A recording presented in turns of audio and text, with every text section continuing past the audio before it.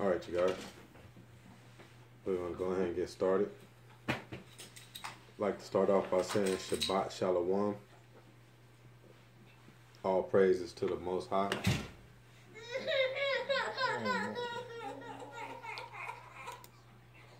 All right, leave. And then I was in. Tonight's lesson will be called End Times Part 4. You know, we've been on information on the end times, pretty serious here the last few weeks. Just going into a lot of different information showing how things will be once the end time roll around. All right. So tonight's end time will be called the outpouring of the Spirit is a sign of the end times. The outpouring of the Spirit is a sign of the end times. So this will be part 4 of the end times that we've been going into. All right. And honestly, I truly believe the reason why the Spirit continues to have me go into this information and bring it to you and stay on this subject, you guys, because we're close. And like I said a few weeks ago, we don't know how close we are. We can't focus on, well, when is it or when is it? Or you just, the only thing you can really focus on is having your spirit and yourself correct. And if you don't have yourself correct, when the Messiah finally does come, it's not going to be pretty. All right, it's not going to be pretty for people who are unrighteous when the Messiah comes. And neither one of us knows the time or the day. So therefore, you need to get yourself right. And that's in regards of all things. There's many levels that we have to work on to get ourselves correct. You can't just fix one level and say the other level's good. That's like you having a 3-story house and you always only clean the first level. And you're like, well, I only need to clean the first level because when people come in, that's what they see. But then the second level, filthy. Third level, filthy. It's unacceptable. Because if you don't clean those other 2 levels, before you know it, you're going to have roaches, rats, all kind of stuff living up in those other 2 levels. And before you know it, you might have a visitor sitting in your living room on the first level, and next thing you know, there go a roach or something. You're like, where'd they come from? They came from the other 2 levels because of the uncleanness. So the same thing with the Spirit. You got many levels that we have to clean up. Can't just clean up that first level and then leave the other levels unattended, because when the Messiah comes and Judgment Day is right behind him, every level is going to be judged. All right, I hope that's clear. So tonight's lesson will be called The Outpouring of the Spirit is a Sign of the End Times. And it's the End Times Part 4, what we've been going into. All right. We're going to start off in Acts 2:17. We're going to start off in Acts 2:17.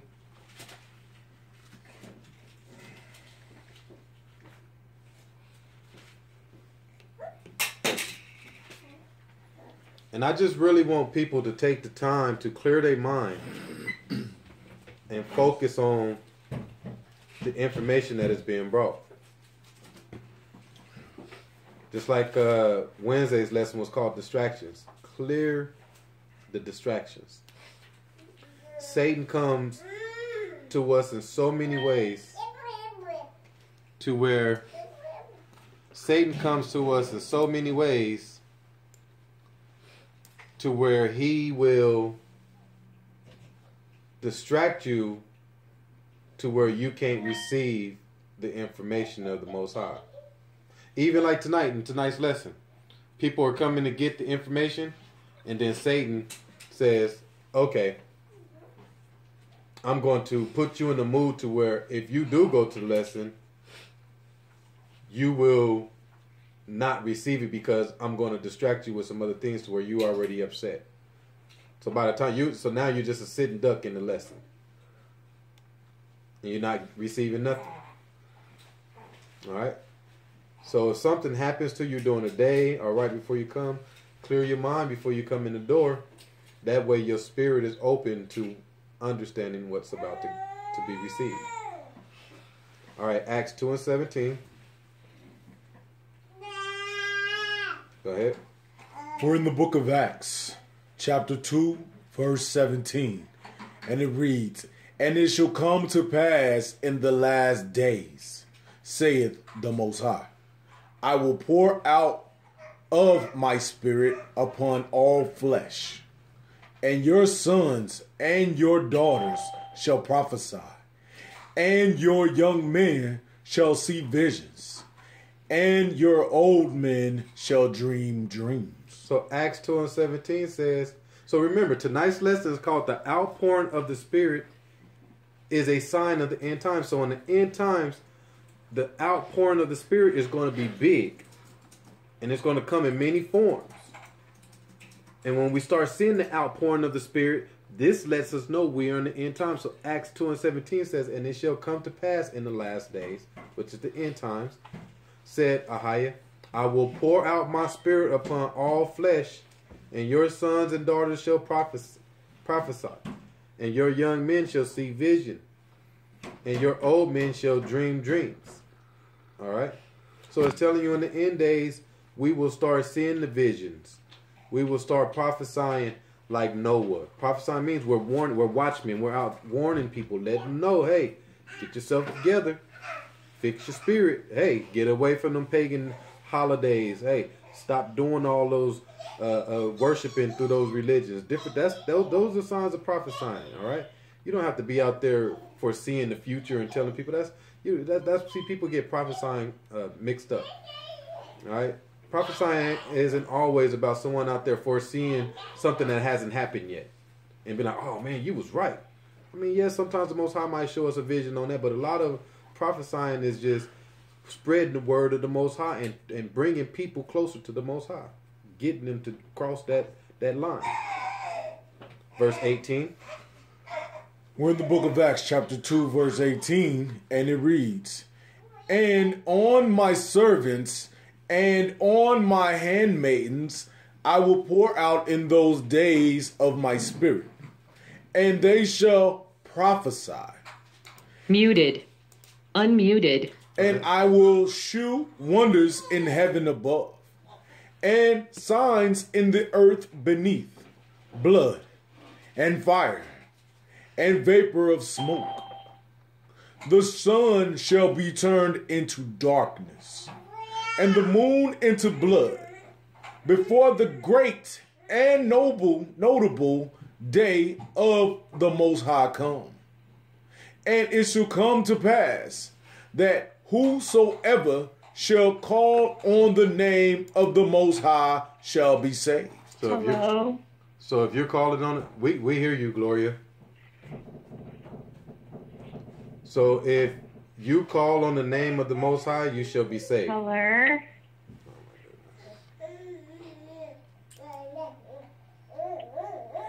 Hello? I don't understand what's going on. Huh? It's on. Oh. Are we muted or are they muted? Says you can't hear nothing.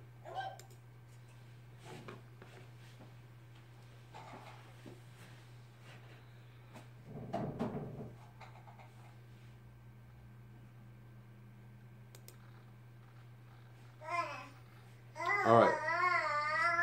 So, it says, if you're calling on the name of the Most High, you shall be saved. All right? And that's what we're doing now. Now that we've been woken up, we are now calling on the name of Ahia. And we're doing everything in the name of Ahia. And now that we're doing everything in the name of Ahia, we have the opportunity to be saved. Pull out the Apocrypha. All right, pull out the Apocrypha.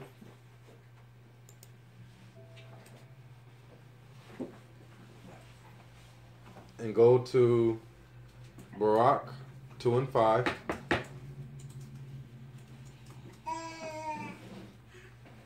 So it says in the last days, we will start seeing visions. Visions from the Most High on what's going on. Okay? Barak 2 and 5.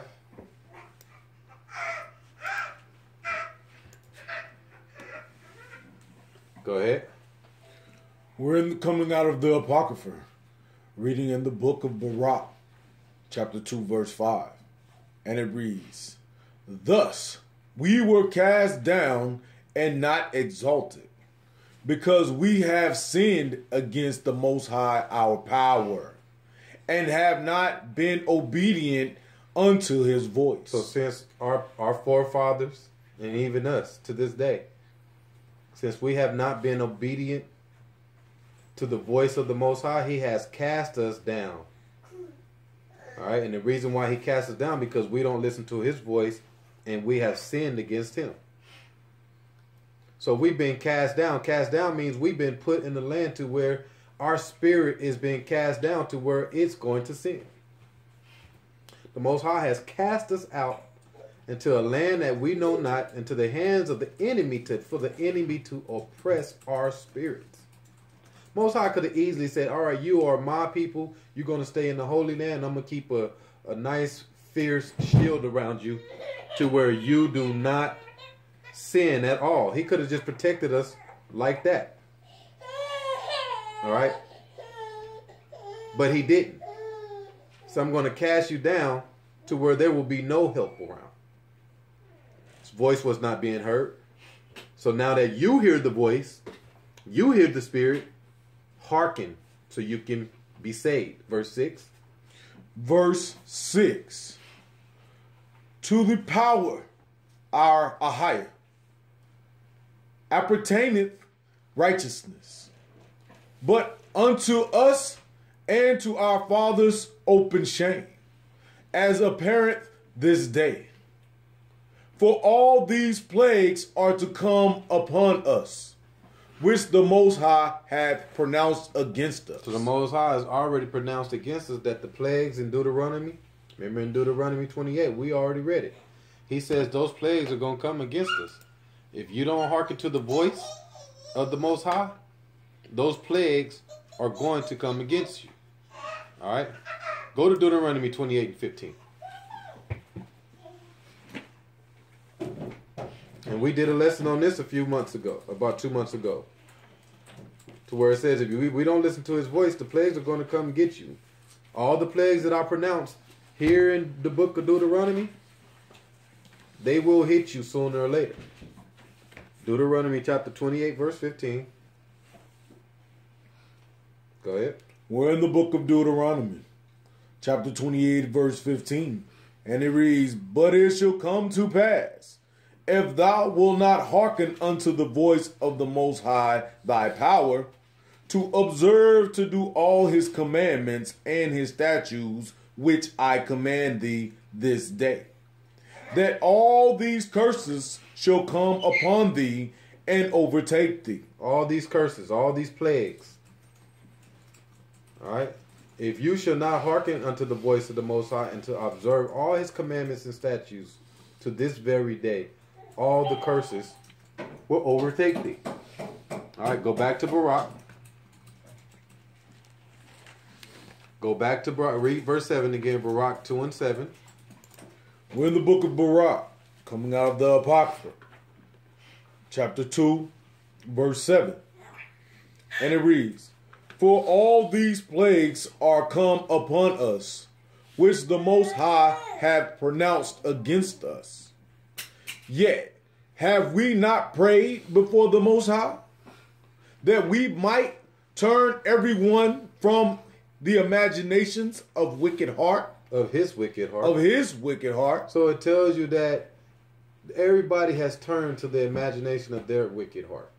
So that's why when you go to someone and start trying to tell them about the Bible, the first thing they say is, well, I don't believe everything in the Bible. I don't believe that story is true.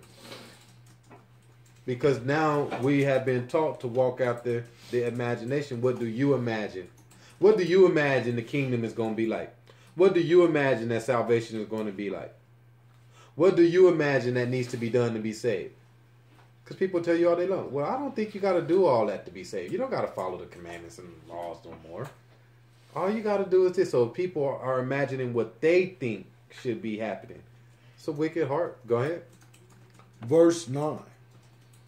Wherefore the Most High watched over us for evil, and the Most High hath brought it upon us, for the Most High is righteous in all his works, which he hath commanded us. Yet we have not hearkened unto his voice, to walk in the commandments of the Most High, that he has set before us. And now, O Most High Ahiah of Israel, that has brought thy people out of the land of Egypt with a mighty hand and a high arm, and with signs and with wonders and with great power, and has gotten thyself a name, as apparent this day. O Most High, our power, we have sinned, we have done ungodly, we have dealt unrighteously in all thine ordinances. We have dealt unrighteously in all thy ordinances, which is his laws, his statutes, and commandments. So therefore, since we have dealt unrighteously in his ordinances, that means we have sinned. We have done ungodly. So you are an ungodly individual when you don't follow his ordinances, which is his laws and his commandments. Therefore, you are unrighteous. And anyone that's unrighteous, you will go to the pit. Verse 13. Verse 13. Let thy wrath turn from us, for we are but a few left among the heathen, where thou hast scattered us. Hear our prayers, O Ahiah, and our petitions, and deliver us from thy own sake, and give us favor in the sight of them which have led us away. So it says, hear our prayers, hear our petitions. Deliver us, and give us favor in the sight of them which have led us away. So where we live, the place we reside in, America, these people had led us away. And it says, give us favor. Ahiah, please give us favor in the sight of these individuals where we live that have led us away. That means do whatever you can, Ahiah, to wake us up in this place. They have led us away in so many ways. So therefore, now it's hard to be saved. I don't think people truly realize how hard it is to be saved. I don't think people truly realize, even if you're righteous, it's still going to be rough when it comes to salvation. Why? Because Ahiah is going to have a tough grade. And the scale that he's grading us on is called 100%. I don't think nobody's understood that yet. You cannot make it into the kingdom with a C+. You cannot make it into the kingdom with a C, or a B+, or a B. See, this is what they told you is a passing grade here in the flesh. You can't even make it into the kingdom with an A- or A. it has to be an A plus, which is 100%. That's when it gets scary. So what's the purpose? What's the purpose to wake up to the truth? What's the purpose to start following the ways of the Most High and don't do it 100%? You're just wasting your time. If you're not going to wake up to the Most High and go all in 100% all the way across the board, you might as well stay in the flesh world and have fun. At least stay in the flesh world and have fun. Don't give up some. Don't give up a few things. But then you're still dabbling on a few things here and a few things with the Most High and a few things in the flesh world. You're not going to be saved, so don't even waste your time. You might as well just stay in the flesh world and just do wrong and have fun while you're in the flesh. I'm being real. It can't be, you can't say, well, I got 8 out of the 10 going right now. Nah, that's 80%. When the judgment day come, you fail. Listen, you guys, it's rough. A righteous man is going to struggle to get into the kingdom because we live in a world of sin. That's why we got to surround ourselves around the right people daily. If you're around people who sin, that's why I've been so hard on sending our kids to these schools, because it's all sin. That's why I've been so hard on even us attending these places of work and stuff, because it's all sin. Got to surround your people that's like-minded like you, that's doing things like you. Pull yourself away from family that's unrighteous, different things. Because you have to find a way to get into that corner and study so you can get this 100%. And the only way you can get the 100% is by going hard for a higher every day. Every day. Not just on the Wednesdays and Fridays for the lessons, not just sometimes, not just every other day. Every day has got to be you got to be focused on the Most High. No distractions, because when you're around everything else, you get distracted. And everything else is sin. Everything else is ungodly. If it's not the laws and if it's not according to a higher and following his ways, it's sin. Regardless of how you put it or not, the scriptures say it is. So I'm going to say it one more time before we go to the next scripture. You have to give it all. You have to give it all up and obtain everything when it comes to these laws, statutes, and commandments. It's got to be 100%, you guys. And I see it all around me. People think they wake up and they think, oh yeah, this is enough to be saved. I've changed enough and I'm doing enough to be saved. That ain't a such thing. You got to do it all, and then more and more. So much more to where you're still fearing that, man, I'm not gonna make it. You got to keep doing more. You can't get content and say, oh, I've changed enough, I'm doing enough, I've learned enough, so I'm gonna be saved. All right. Read verse 14 again. Baruch, chapter 2, verse 14. And it reads, hear our prayers, O Ahiah, and our petitions, and deliver us for thine own sake, and give us favor in the sight of them which have led us away, that all the earth may know that thou art the Most High, our power, because Israel and his posterity is called by thy name. So it says Israel and his posterity is called by thy name. So he says, hear our prayers, O Ahiah, and our petitions. Hear our prayers. We're petitioning to you to come to you and asking you to pull us away from these sins. Ahiah knows your works. If you're working hard for him, he knows your works. All right? Posterity means descendants, children. So he says, because Israel and his posterity, Israel and his children, all right, we are the children of Israel. It's called by thy name. So Ahia knows our works. He knows what you're doing on a daily basis, so you can't fool him. You can fool yourself. You can fool yourself and say, yeah, I'm a man of Ahia. Yeah, I do this, I do that. But then you it's half.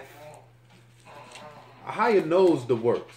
He sent his son, Yeshaya, to open the door for us. And what's that door? The door to salvation. The door has already been opened, regardless if you walk through it or not. Revelations 3 and 8. You can't keep going in and out of the door, going from one end, going back to the other end. Going from one end, going back to the other end. No, once you come in that door, you got to keep going. And once you're going, you're cleaning things up. Left and right. I'm cleaning this up. I'm going to clean this up. I'm going to clean this up. I'm going to clean this up. It's got to be some major changes made. And when you make those major changes, you got to stick to them. Because I'm going to tell you right now, the fallback is crucial. So many people fall back into they old ways. And before they realize it, sometimes it's too late. Sometimes they still got time to change it. Revelations 3 and 8. Go ahead. We're in the book of Revelations, chapter 3, verse 8. And it reads, I know thy works. Behold, I have set before thee an open door, and no man can shut it. For thou hast a little strength, and hast kept my word, and hast not denied my name. So Yeshaya says, I know thy works. Behold, I have set before thee an open door, and no man can shut it. The only man that can shut that door is you. All right? And he says, for thou hast a little strength, and hast kept my word, and has not denied my name. So you keep his word no matter where you go. And you're not scared who's around. Just because such and such is around, I'm not going to speak the name of Yeshaya. No, you don't deny the name no matter what. Verse 9. Verse 9. Behold, I will make them of the synagogue of Satan, which say they are Jews, and are not, but do lie. Behold, I will make them to come and worship before thy feet, and to know that I have loved thee, because thou hast kept the word of my patience. I will also keep thee from the hour of temptation, which shall come upon all the world, to try them that dwell upon the earth. Behold, I come quickly. Hold that fast which thou hast, that no man take thy crown. So it says, because thou hast kept my word of my patience, I will also keep thee from the hour of temptation. So the hour of temptation is here. The temptation is here and it's heavy. All right? And the Most High said the temptation is going to come upon all the world, not just some of the world, all the world. So since you are a part of this world, that temptation is coming to try them that dwell upon the earth. And that's what we're living in right now. Remember, we're talking about the spirit and the soul crying out in the end times. All right? It's going to be opened up to where the spirit is going to be huge for Ahia in the end times. And when you start seeing these things, that's how you know the day is coming. Judgment day is coming. And when you start seeing that outpouring cry for Ahia everywhere you go, it might not be many people, but it's going to be everywhere you go. You know the time is coming. And verse 11 says, behold, I come quickly. So the Messiah will come quickly. And by that time, it's judgment day. So when the Messiah comes, it ain't going to be time to fix anything. By the time he comes, it's judgment day. 1 Peter 4 and 17. So we have to already be ready. It can't be one of those deals where you say, all right, well, he's coming. All right, well, let me get ready. Let me get there. Nah, you already got to be ready. It's already got to be in place. All right. 1 Peter 4 and 17. We're in the book of 1 Peter, chapter 4, verse 17. And it reads, "For the time is come that judgment must begin at the house of Ahiah. And if it first begin at us, what shall the end be of them that obey not the gospel of Ahiah?" So it says, "For the time is come that judgment must begin at the house of Ahiah." So judgment is going to begin with Israel first. If you're Israel, judgment's going to start with you first. Esau and the Gentiles are last. Judgment will begin with Israel first. And if it first begin at us, what shall the end be of them that obey not the gospel of Ahiah? So the people that don't follow Ahiah and the people that are not the children of Israel, just imagine what their judgment day is going to be like. Judgment day for Israel is going to be ugly already if you're not following the words of Ahiah. But if you're not Israel and you don't follow Ahiah, judgment day is going to be even uglier. Verse 18. Verse 18. 1 Peter chapter 4, verse 18. And it reads, "And if the righteous scarcely be saved, where shall the ungodly and the sinner appear? Wherefore, let them that suffer according to the will of Ahiah commit the keeping of their souls to him in well-doing, as unto a faithful Creator." So verse 18 says, "And if the righteous scarcely be saved." What does that mean? Break down scarcely. We have the word scarcely, and it is G34:33. G34:33, and the word is molus,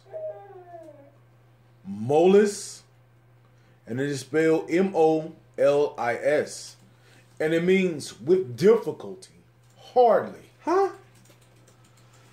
So scarcely means difficult, hardly. Read it again, verse 18. We're in the book of 1 Peter chapter 4, verse 18. It says, "If the righteous scarcely be saved." If the righteous hardly be saved, it's going to difficultly be saved. Go ahead. "Where shall the ungodly and the sinner appear?" So if the righteous is going to have a difficult time being saved, where's the ungodly and the sinner? Where are they going to appear? If it's going to be hard and difficult for the righteous person to be saved. That's what I was saying earlier. So the righteous individual is going to have a difficult time being saved himself. Why? Because we live in a world that's full of sin. Everywhere you go is full of sin. So regardless if you're righteous or not, you live in a world full of sin, you're still sinning. I'm a righteous individual. Yeah, I'm doing right. I'm following laws of Most High. But then you turn around and there go temptation. There go this. There go that. Whatever we do, whatever we touch, whatever we look at, TV shows, anybody around, is sin. So now as a righteous individual, you're surrounded by sin. And sin's all around you. And then when the Messiah comes, it's going to be hard for us. The righteous individual will barely make it. Because there's too much sin out there. That's what I'm trying to tell you. It's no time to be messing around. We got to get 100%.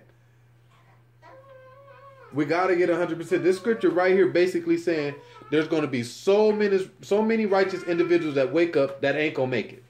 Ain't that scary? That's very scary. Because we all think, oh, I woke up, I'm following the name of Ahiah. You automatically think you're on the right track. But like I said, there's sin here, there.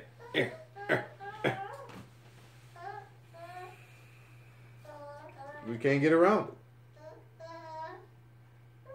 That right there alone make me just want to just lock myself in a room. Really go. Not even a house. Just really just go lock out. myself in one room No and never deal with nothing else ever again. Nobody.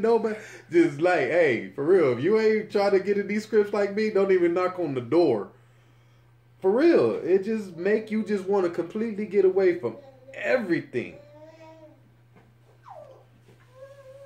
All right. 2nd Esdras, chapter 5, verse 9. I mean, you guys, I'm bringing you this information because I truly want you to see that we got to make that change. This is a hard strive. We got to make that change, and we need each other's help. And why do we need each other's help? Because we have to do so much giving up. We got to give up the world. We got to give up people. We got to give up things. So we need each other, like I was saying the other night.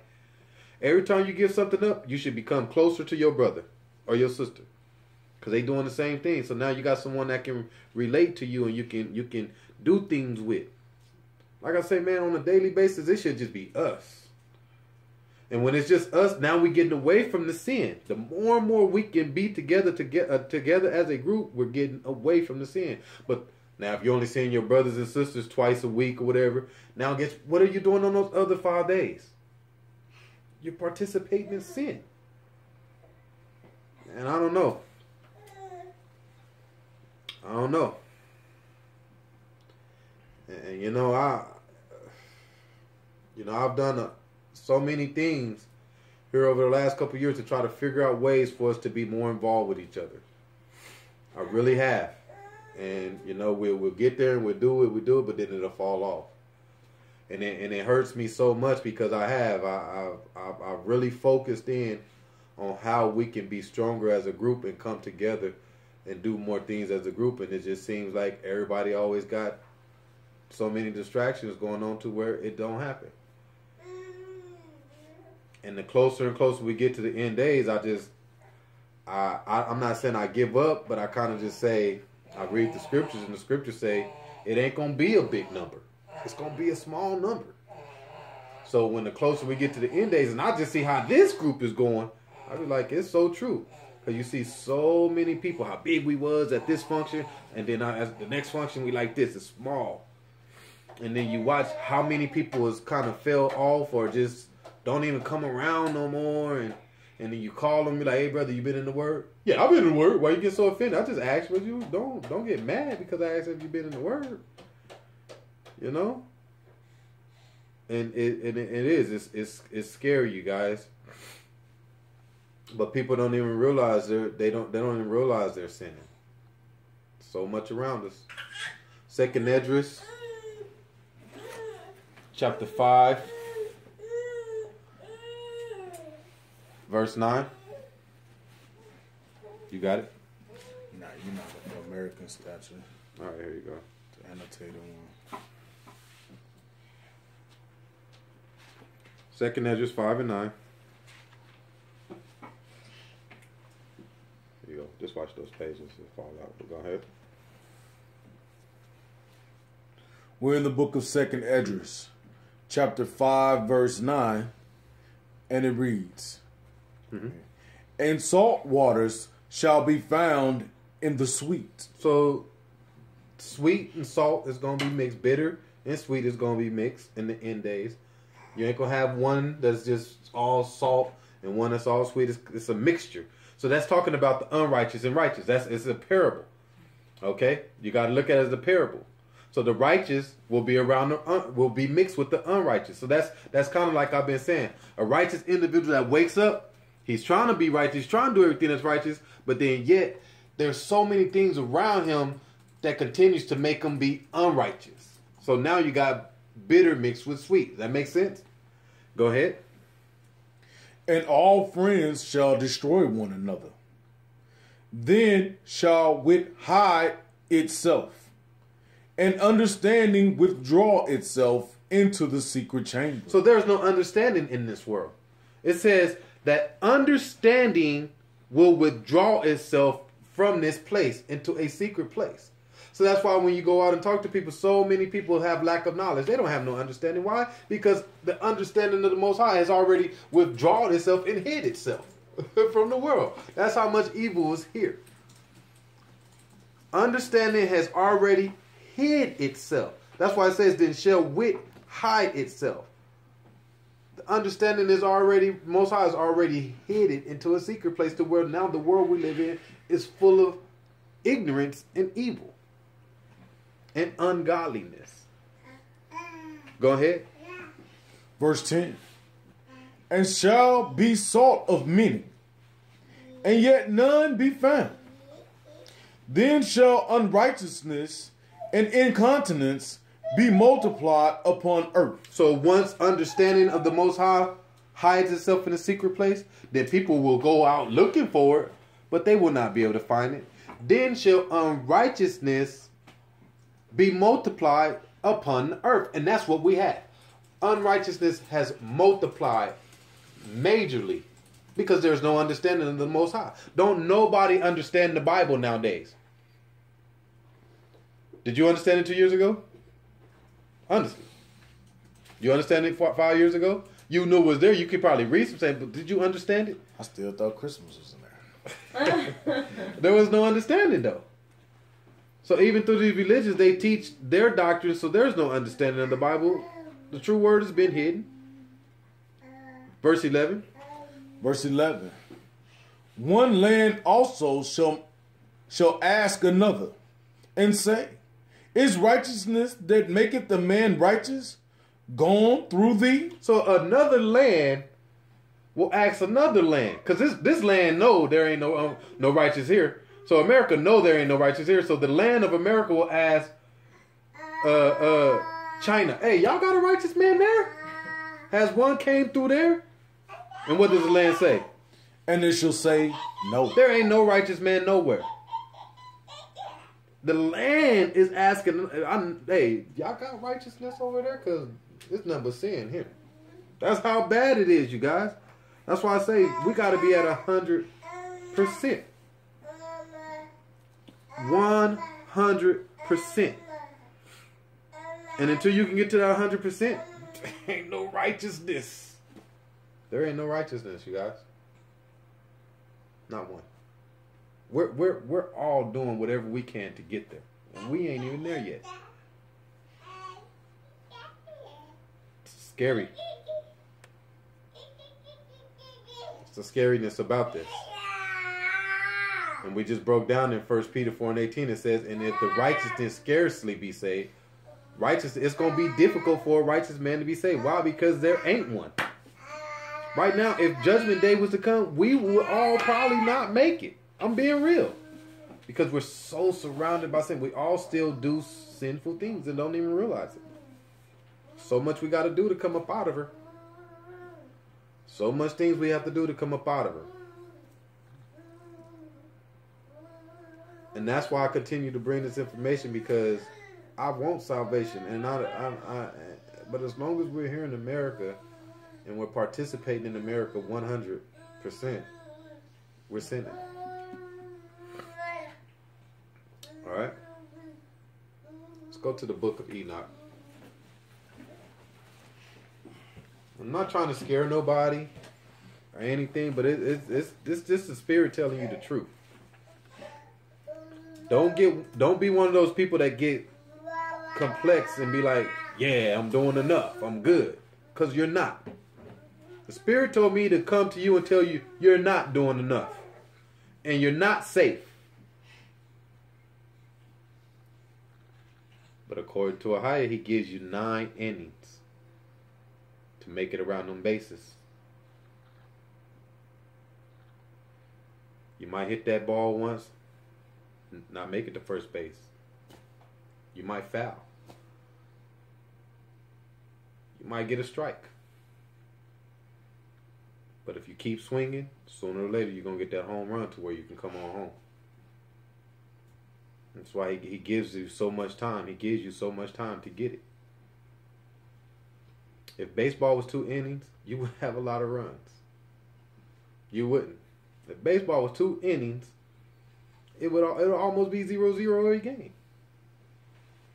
But since it's 9 innings, sooner or later it could be 0-0 all the way into the 6th, and next you know, them bats get to cranking. It'd be 6-2 by the end of the game. You're like, man, it was just 0-0. So same with us. Some things get hard, so you keep swinging at it though. Some things get real hard to where you might strike out, and then, you sit in the dugout like, man, the devil done struck me out 15 times in a row. I mean, but you got to get that patience and come back and be like, you know what? I'm going to focus on this ball this time. And this time you might hit it, but then somebody catches it in an outfit. You're like, dang! Just got to keep working on it. And before you know it, you're going to crank it to where it ain't nothing Satan can do. It's out of there. And you're going to just cruise on home. And that's kind of how you got to look at it, you guys. We are in the world to where it's hard pickings. And you got to do everything you can to keep swinging them bats. The book of Enoch. Let's go to chapter 99, verse 1. And and I love you guys enough to where I take my time to bring this type of information to you.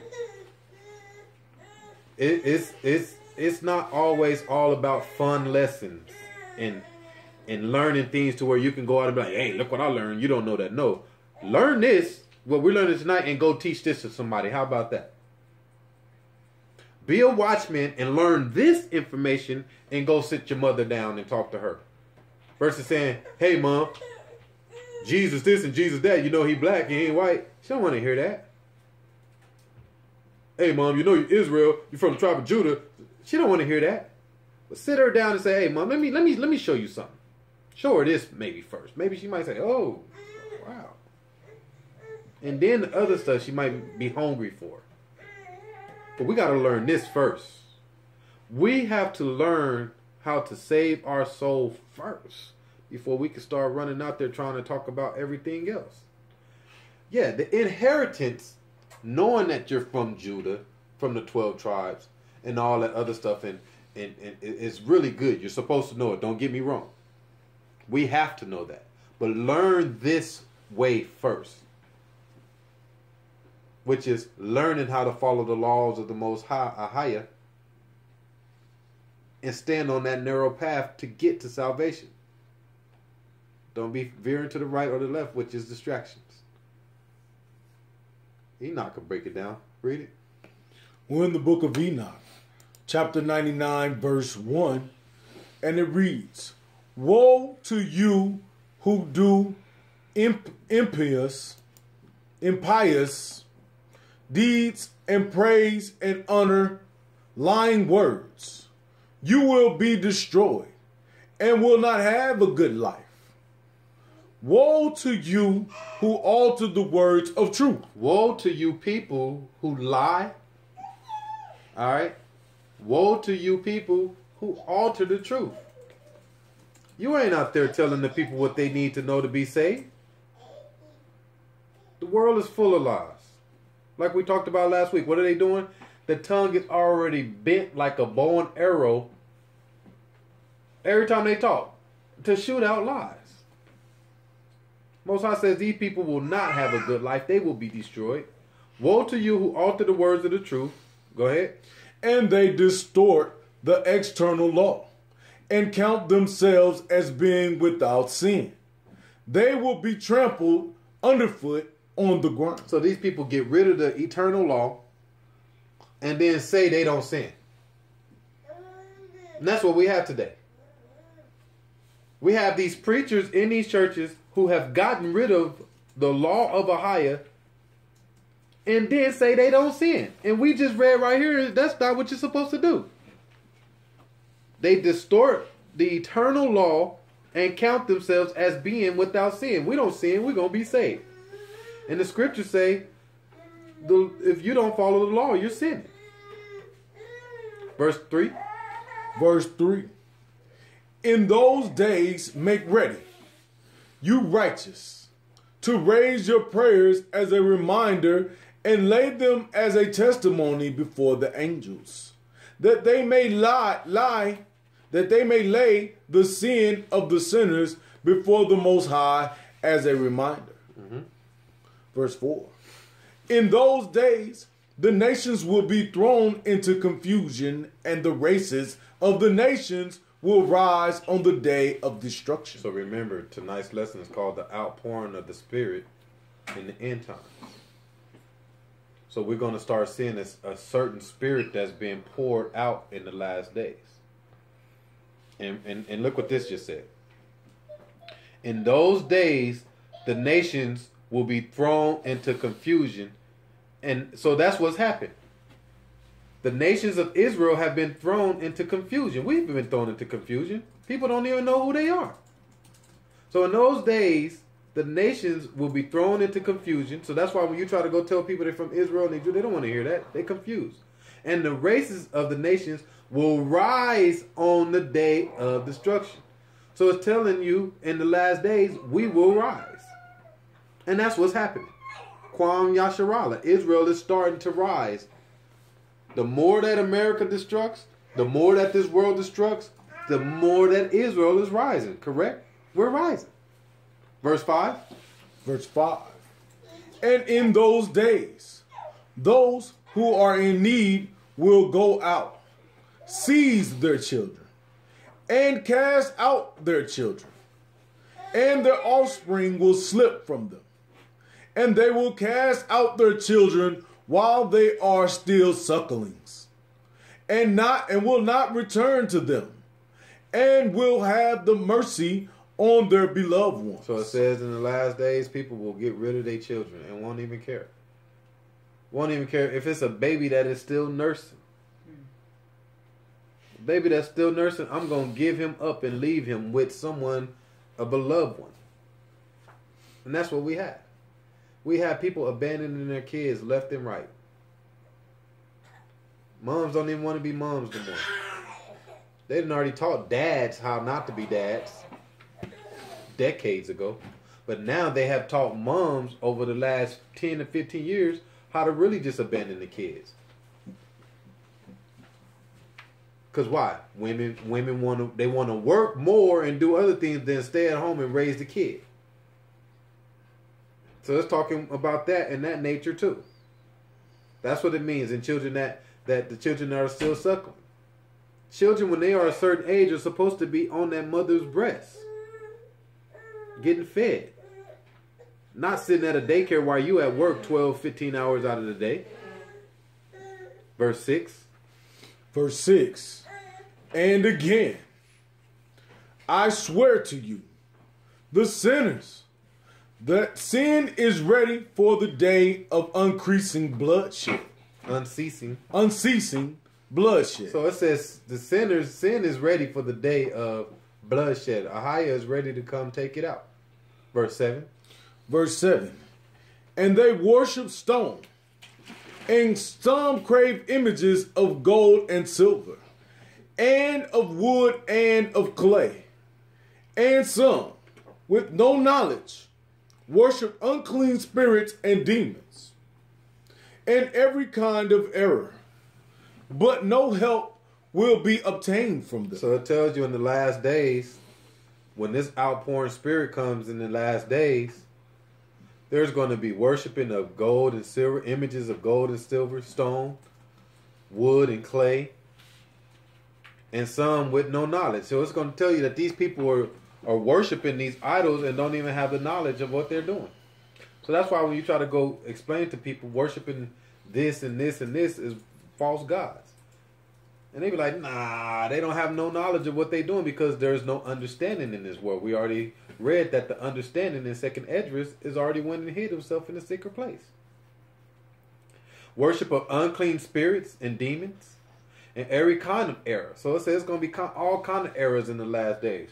All kind of worshiping of spirits and demons. Don't we have that?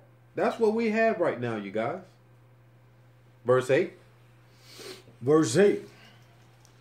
And they will sink into impotence because of the folly of their hearts, and their eyes will be blinded through the fear of their hearts, and through the vision of their ambitions. So it says, and they will sink with impotence. Impotence means ungodliness because of the folly of their hearts. So now that people have sunk into ungodliness, now they're following after their own hearts. And their eyes will be blinded through the fear of their hearts. All right?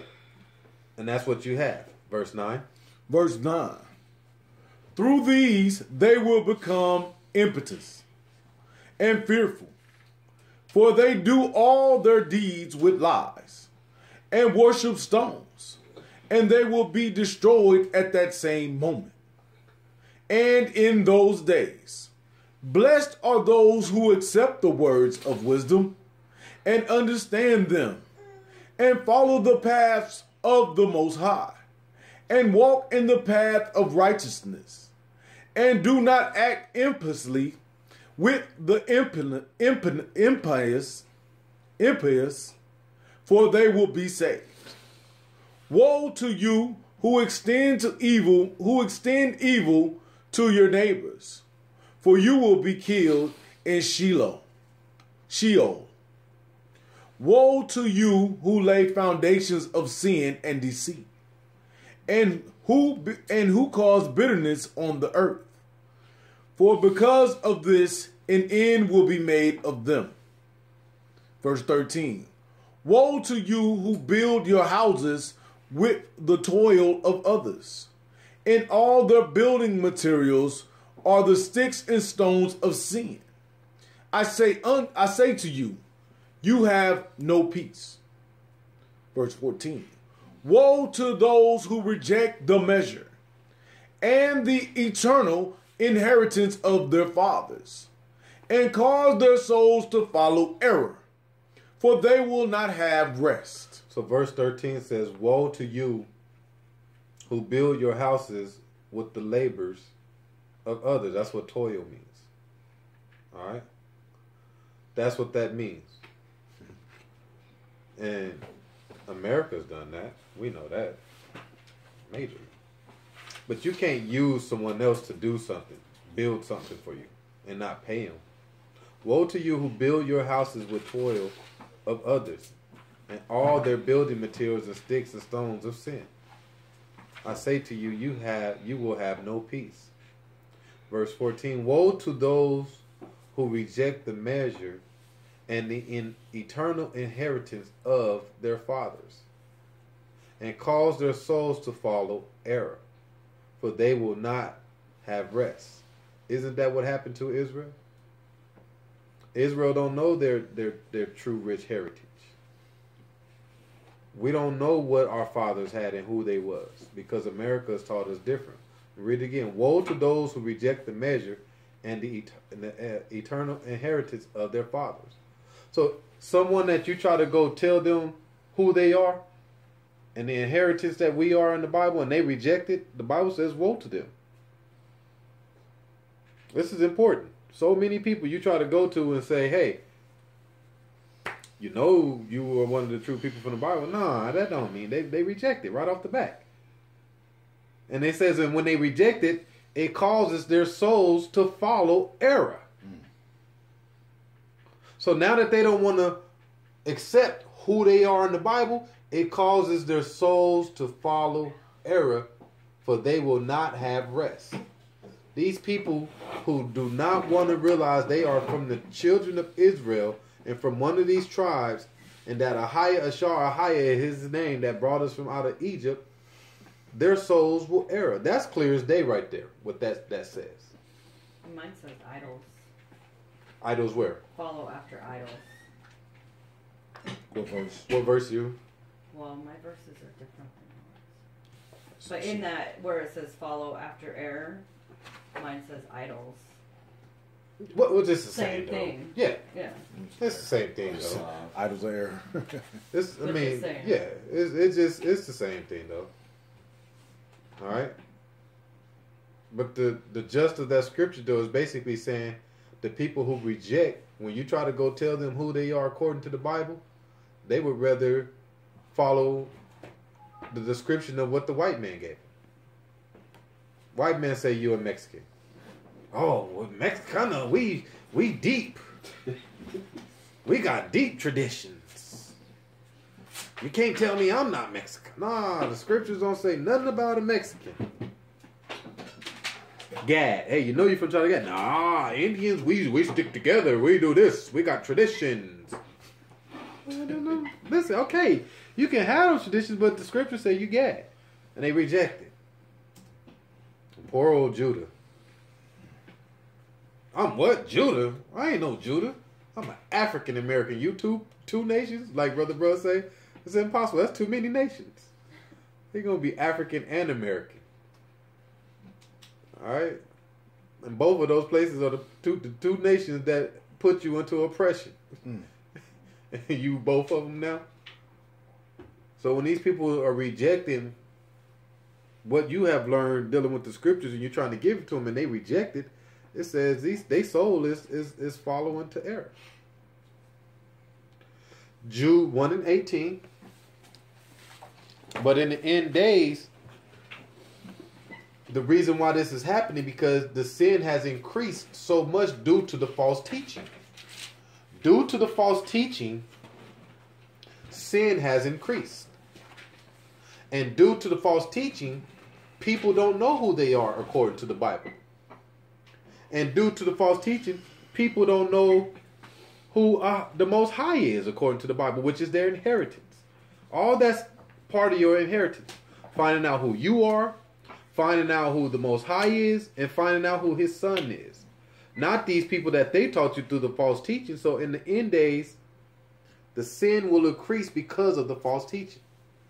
And not only through the false teaching, but these false teachers have multiplied. They're everywhere now.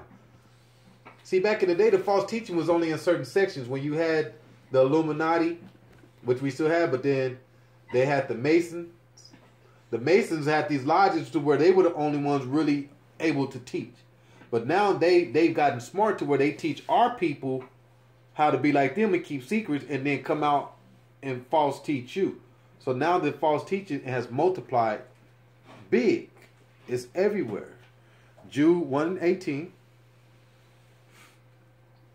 Go ahead.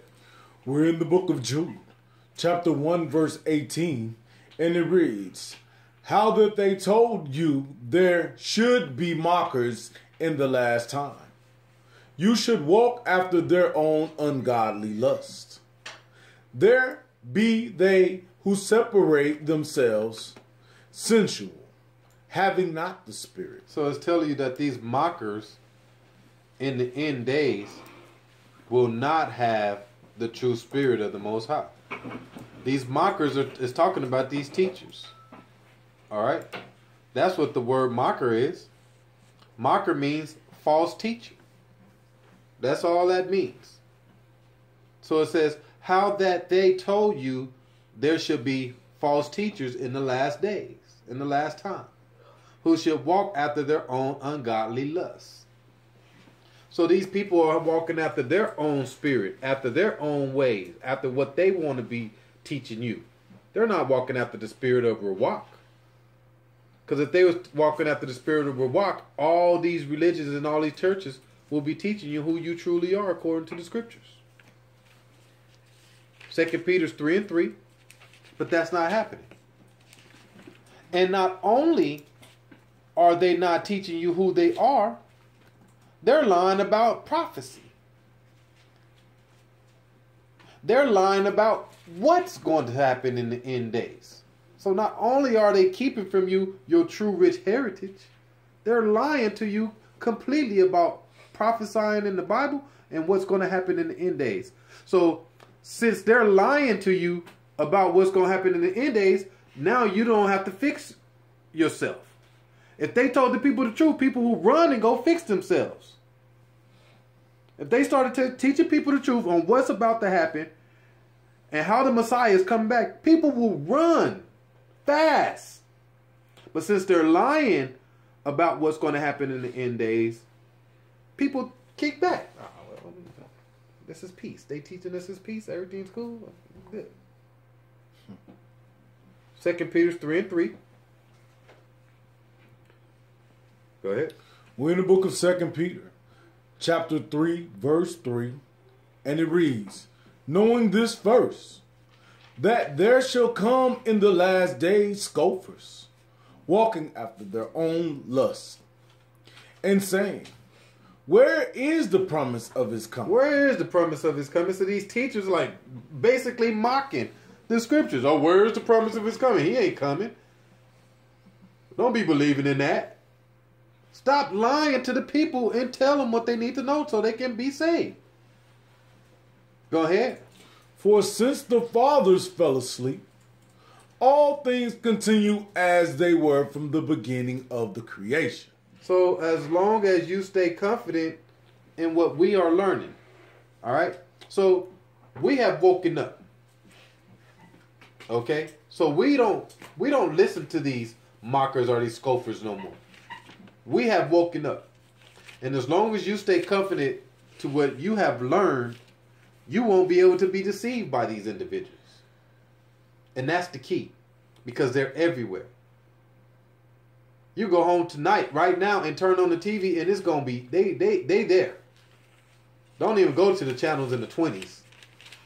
They all on there. All right, and if you got cable, they somewhere on there too. You got cable, you can get to one station, and for about 15 stations straight, it'll be just none but synagogues and false teachers on there doing something. And you want to know that the one thing they all got in common, they got a number at the bottom that you can send a donation to. For real. They all got that in common. Whatever they're talking about, that number at the bottom says, if you want to donate for this message, send something to here. It's a money maker. Like I say, as long as you keep the confidence. See, sometimes people wake up to the truth and they hear it, but then they're not confident in what they learning, and then they start second guessing it and this and that, and then that's when that scoffer come right in and be like, boom, boom, boom, and they hear something else somewhere else, and then it'll pull them. Instead of them like, nah, what I'm hearing, I'm confident, I believe in this is true. They can hear that scoffer and they be like, listen, get on out of here with that. Get the hints. Say. 2 Timothy 3:13. Go ahead. We're in the book of 2 Timothy, chapter 3, verse 13, and it reads, "But evil men and seducers shall wax worse and worse, deceiving and being deceived." So it says the evil men and the seducers will get worse and worse, you guys. This ain't gonna get no better. This ain't gonna get no better. What we seeing with these false preachers and the evil in this world, it's just going to get worse and worse, and many people will be deceived. And not only will they be deceived, but more and more people will be deceived. Verse 14. Verse 14. But continue thou in the things which thou hast learned and hast been assured of, knowing of whom thou hast learned them. So like I say, continue in the stuff that you have learned. And be assured of knowing of what you have learned. So stay confident in what you have learned, and these people cannot deceive you. Verse 15. Verse 15. We're in the book of 2 Timothy, chapter 3, verse 15. And it reads, "And that from a child thou hast known the holy scriptures, which are able to make thee wise unto salvation through the faith in which Yeshua the Messiah." This has been in us since we was a kid. So it ain't hard. It ain't hard to hearken to these scriptures. It's been installed in us from day one. The Spirit is in you. All right? The Spirit is in you. It ain't like you got to go find the Spirit. The Spirit is already in you. All you got to do is walk through the door. All right? Verse 16. Verse 16. All scripture is given by inspiration of Ahia, and is profitable from doctrine. This is profitable for your spirit. This doctrine, this Bible that we read from, is profitable for your spirit. Go ahead. For reproof, for correction, for instruction in righteousness. So this is how we become righteous. The Bible is a profitable doctrine for reproof, for correction, and for instructions. This is what we need. Those three things is what you need, and you get them all from the King James Bible. Reproof, correction, and instruction on how to be righteous. Verse 17. We just said beneficial last week. Beneficial last week, yeah. And so there's many different ways the scriptures will show you how this is beneficial to your spirit. Go ahead. Verse 17. That the man of Ahia may be perfect, truly furnished unto all good works. So this is how you bring the good works. Stay confident in what you have learned. All right? And let this profitable doctrine through the reproof, correction, and instructions, work through you. All right, we get into the last 10 minutes of the lesson. Let's go back to the book of Enoch, and let's go to chapter 80, verse 2. Brother, you need the book? Here you go, my fault. Yeah, no, it's all good. Appreciate it. Book of Enoch, chapter 80, verse 2. So you guys, like, is crying out. Okay? And now that we know the spirit is crying out, it's time to change. But that's the thing, though. It's going to cry. And you're going to see many people. It's starting to happen. It's starting to happen. Hold your spot in Enoch 80 and 2 and go to Ezekiel 9 and 4. The spirit is crying out. All right? And why is the spirit crying out? Because the Most High has already sent the angel through to do such a thing. Read verse 3 first. We're in the book of Ezekiel, chapter 9, verse 3. And it reads, "And the glory of the Most High of Israel was gone up from the cherub." What's cherub mean? Angel, right? Yes. Go ahead. "Whereupon he was to the threshold of the house. Through the threshold of the house means Israel, the house of Israel. Go ahead. And he called to the man clothed with linen, which had the writer's inkhorn by his side. And the Most High said unto him, Go through the midst of the city, through the midst of Jerusalem, and set a mark upon the foreheads of the men that sigh and that cry for all the abominations that be done in the midst thereof." So the mark has already been set. The angel has already came through the midst of Jerusalem and set the mark upon the foreheads of the men that sigh and cry of all the sin, all the abomination has been done in this earth. We here now. We here. We upset. We ain't just sitting back no more and taking it lightly. That's why we get upset when we see certain things going on. Because the Most High has already sent the mark out for certain men to say, hey, enough is enough. You're just not going to sit around and let your family members come around and clown this Bible no more. You ain't going to let nobody come around and clown the holy days. What you doing? Why you got that on your head? And they clown you? Nah, listen. You will go down. You will go all the way down messing with this over here. You might want to keep going. Put some jets on the back of them shoes. Get on up out of here. Because it ain't going to be nothing nice. That's why we are to blow the trumpet on whoever, no matter where we go, because we are upset with the abomination that we see thereof. If you're content with somebody sinning against the Most High in front of you and you don't got nothing to say, you're not this person. Enoch 80 and 2. That's all I got to say. You continue to let people sin and do wrong and just, you gotta blow the trumpet.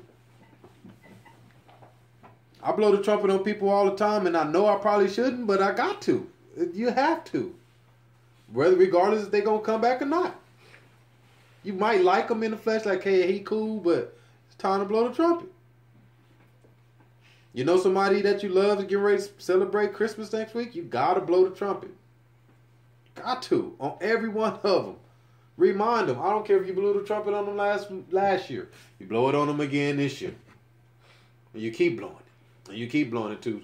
Somebody in that circle going to finally say, hey, you know what? I hear you. You told me last year, and I kind of went and looked some stuff up, and you saying it again. You know what? Tell me more. Got to keep blowing it. Enoch 80 and 2.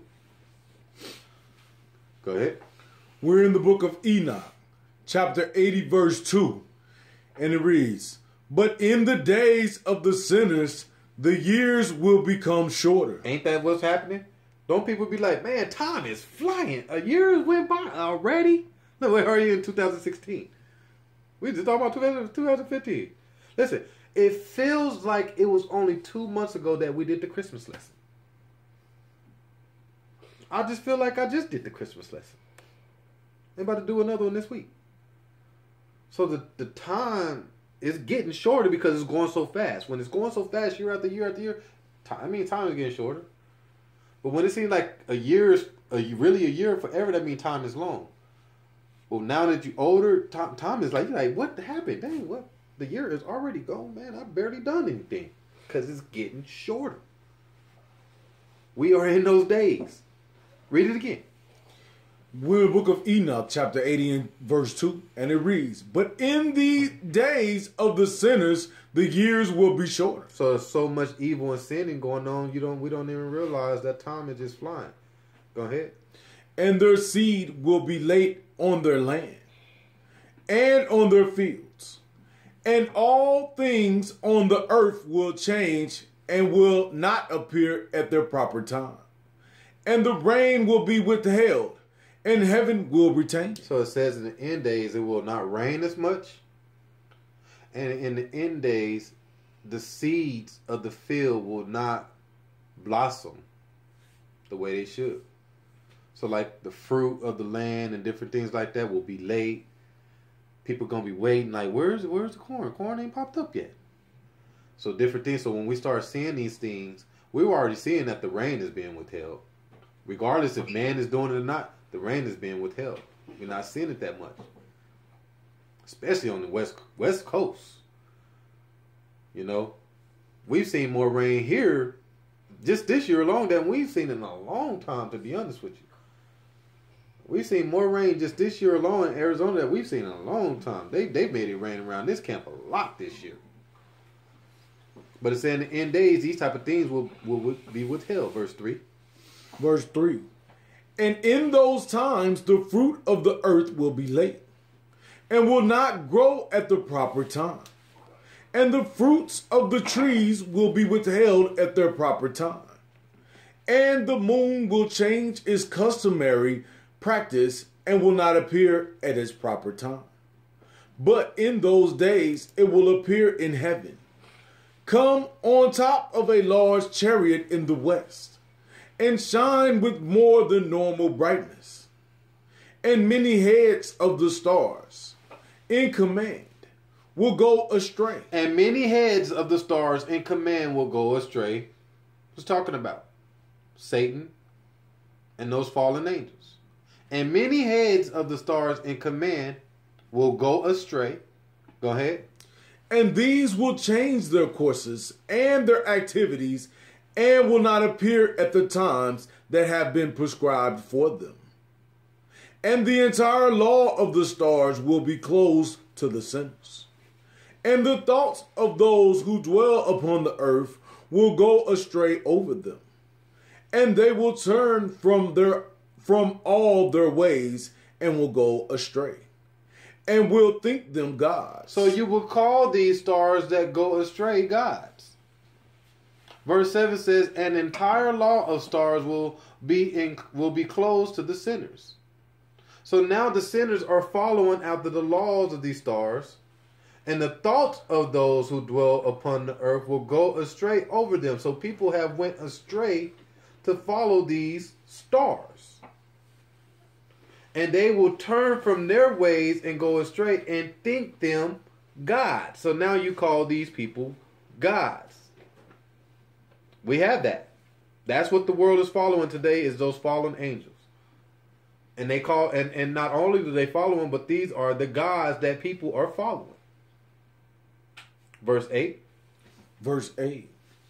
"And many evils will overtake them, and punishment will come upon them to destroy them all." So now the punishment will come and destroy all the evil that has overtaken these people after following these gods.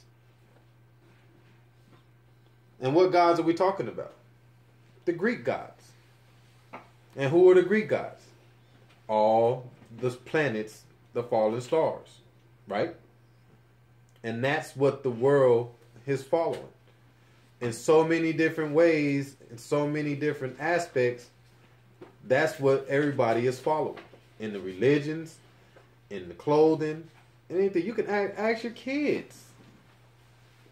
You can ask your kids right now about the Greek gods, and it will surprise you. That's what they teach them in school. Right now in school, they are big. They teaching you about the Greek gods in school? You ain't learn about the Greek gods? She's 10, so when you get... So Sierra was Don't matter. recently. Yeah, because they'll teach Alana, the older ones. Alana is 7, and she just came to me about 3 weeks ago and broke it down to me, and I had to tell her this evil.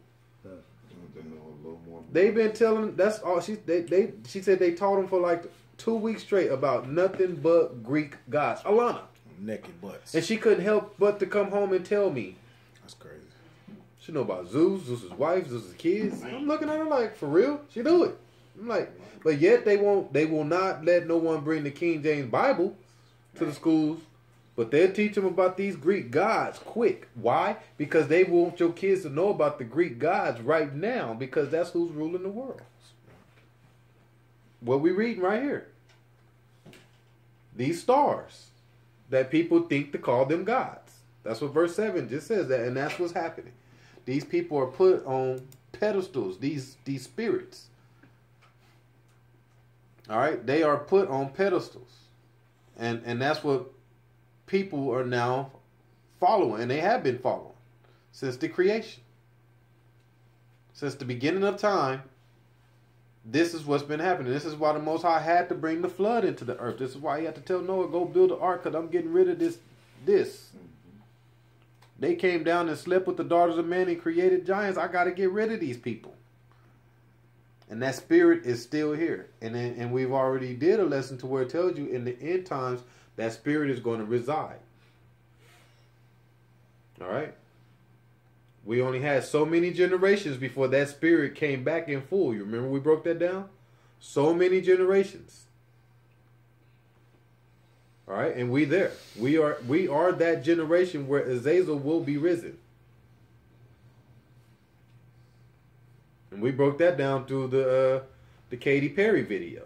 And now you got all these different movies that's coming out. Nick, give me some.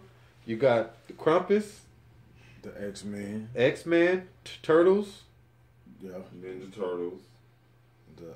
the Star Wars, Yeah. the Black Jedi,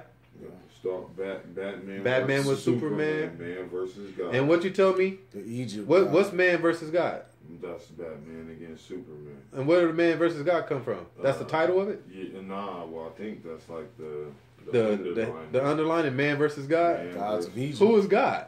Superman. Superman. They trying to Greek. well, he said, Right. You know, And you told me in that movie, Lex Luke's, what's his name? I can't. Yeah. What's his Lex name? Luger. Yeah. He was basically saying the devil. The devil will defeat God. Yeah, That's what he said that in the movie. Yeah, in the trailer. That's In what the it trailer, it says. Wow. The Exactly. devil words. will beat God. So man won't do it. The devil will. So you That's see, exactly what he so said. you, and what's some more? God, The X-Men has got some, and X-Men is probably the top out of them all. yeah, and then you said the gods of Egypt. Gods of Egypt, pull it up now, and it's probably everything you just talked about. It's evil. Yeah. The gods basically coming. So they're coming out with all these movies just this in the next 6 months alone. And why are they doing that? Because it's an overload of this information, which is their information that they want to implant in. It's a physical imprisonment. So we're going to give you an overload of all these different movies and different cycles of how it's supposed to be. You got to understand that this is how it's supposed to be for your spirit. They want you to go to the left with them. Go ahead. I was just saying, like, in all those movies, too, they're saying basically it's the end. You think the spirit is just coming to me to do this for fun? No. Spirit is coming to me to give this information to prepare us. All right? You have to put it into perspective on what's happening. You're getting taught this information so you can study it and ponder on it to prepare your spirit for what's about to happen. They're coming with a major overload just through these movies alone. All right? And the overload is really for your kids. Because the government knows you and I are smart enough to be like, but the kids, I want to see that, I want to see that. And it's movies that the kids like. Ninja Turtles, Star Wars, Batman versus Superman, Turtles. Kids want to see all those movies. Every kid want to see every single one of those movies. X-Men.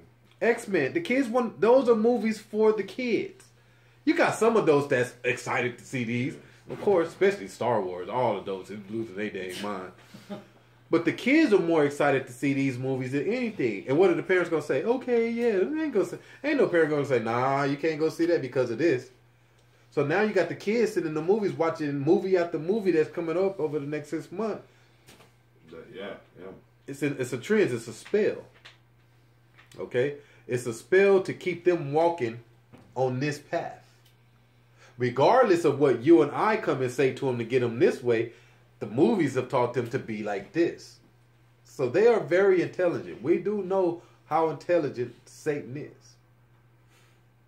And that's how he's getting people in these end days, is through the technology and through the form of these movies and everything else. So that's why you guys, that's why I say we have to have the kids involved in these lessons. I know some of them can get kind of deep with information and stuff, but don't be fooled. These kids are smart enough to where they know what's going on if we bring them. We just read it. We just read it in 2 Timothy 3:15. It says, and from when you was a child, you have known the Holy Scripture. So from a child to child, they understand. And if we're teaching them right, and then when these movies come out, they know the deal. Yeah. Just like you said, you had to keep LeBron home today because he knows better about the holy days in the school. Holidays. The holidays. Yeah. And the school is trying to make him participate in the play, and he told them no. And they was like, nah, you going to do it, so you had to keep him home just so he don't participate in it. Mm-hmm. He had to come home and say, Dad, they going to make me participate in this play. He wasn't going to do it. They would kick him out of school? They was going to be a problem. Right. It might still be a problem when he go back because you didn't bring him to school. Hey. What was your reason for not coming to school? No, his teacher came to the house. Hold on. Time out. The teacher came to the house looking for him? No, bring his homework to him. We need him in this play. We need his spirit for this play. They just brought his homework to him. But you see this, though? That's why I've been saying, though, eventually, you guys, we're going to have to come together to get them out of this because they going to, regardless if you tell your kids not to do it, the school is going to make them do it. We telling our kids they can't eat pork. Everything that the school serves has pork in it, I promise you. The candies and stuff. Everything. Just because it's not pork in the face of the eye, but in the ingredients, I bet you they got it in there. In their cafeteria food. Lord. It's in there. Something. It's in there. All right? Shrimp juice. So they know how to make your spirit sin. Whether you know it's sinning or not. And we'll close it out right there. So, like I told you guys a couple weeks ago, this is a series. I couldn't just give one lesson on the end times. This is going to be we still got so much more, you guys. I still got so much more information on the end times that I just can't give it all in one lesson. That's why this is already part 4. It's just going to be different series of end time information. All right, and then you put it all together, and you study it, and now your spirit will have more of an understanding how it's going to look and what to look for. See, they are creating their movies to keep people walking on the evil path, and then the Most High is allowing us to create our own segment of movies through these lessons, to where now we can watch and keep ourselves on the right path. Does that make sense? That's what's happening here. They got their series going with all these different movies, and we got our series going over here to stay on that righteous path. Because like we read tonight, you guys, it is going to be hard for a righteous man to be saved. So we got to do much. So with that in mind, we'll say all praises to the Most High, Ahaya, and Shabbat Shalom.